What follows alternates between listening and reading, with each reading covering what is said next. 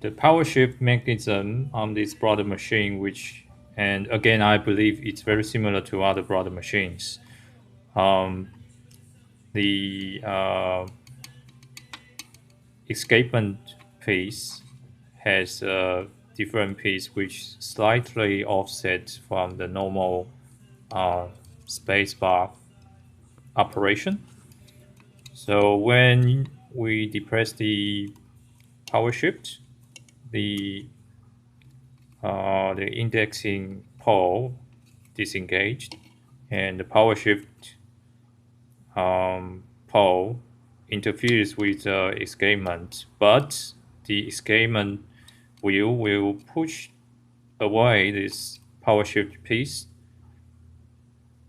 and the spring will bring it back again. So that makes the continuous spacing effect like this.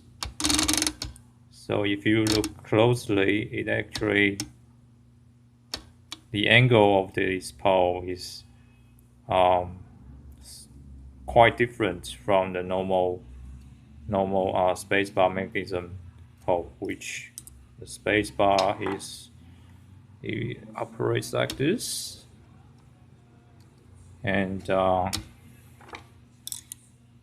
this is the power shift mechanism.